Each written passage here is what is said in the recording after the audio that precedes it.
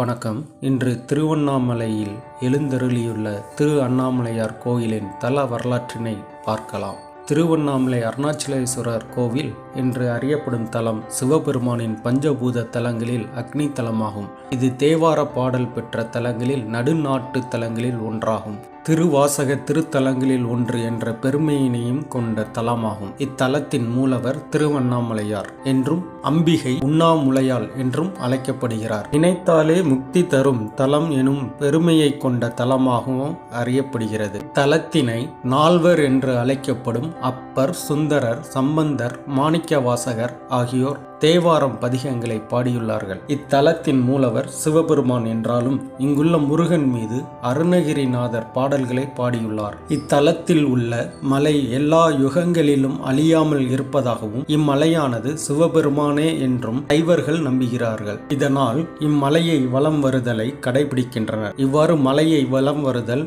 கிரிவலம் என்று அழைக்கப்படுகிறது. பல்வேறு நகரங்களிலிருந்தும் ஊர்களிலிருந்தும் எண்ணற்ற சித்தர்கள் இந்நகருக்கு வந்து வாழ்ந்து சமாதி அடைந்துள்ளார்கள். அவர்களில் ரமணர், சேஷாத்திரி சாமிகள், விசிறி சாமிகள், குரு நமச்சிவாயார், குகை நமச்சிவாயார் போன்றோர் குறிப்பிடத்தக்கவர்கள். இவர்களின் சமாதிகள் கிரிவல பாதையில் அமைந்துள்ளன. முக்தி தரும் தலங்களில் திருவண்ணாமலை நினைத்தாலே முக்தி தரும் என்பது சைவர்களின் நம்பிக்கையாகும். திருக்கூட்டல் அண்ணாமலை என்பது திருவண்ணாமலை ஆனது. அண்ணுதல் என்றால் நெருங்குதல் என்றும் பொருள். அண்ணா என்றால் நெருங்க இயலாதது என்று பொருள். அண்ணாமலை என்பதற்கு நெருங்க இயலாத மலை என்று பொருள். பிரம்மனாலும் திருமாலினாலும் அடிமுடி அடைய முடியாத சிவபெருமானே இங்கு அண்ணாமலையாக உள்ளார் என்பதே இதன் பொருளாகும். இத்திருத்தலத்தின் மலையானது 260 கோடி ஆண்டுகள் பழமையானது என பீர்பால் சஹானி என்ற விஞ்ஞானி தெரிவித்துள்ளார்.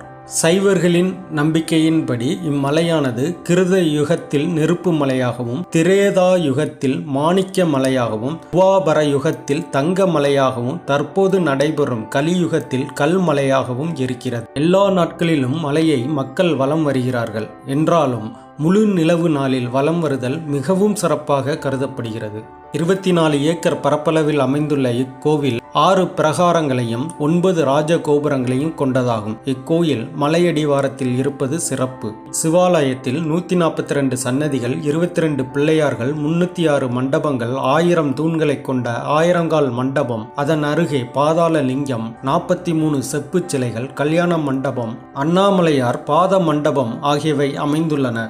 மேலும் இத்தலத்தில் 9 கோபுரங்கள் உள்ளன.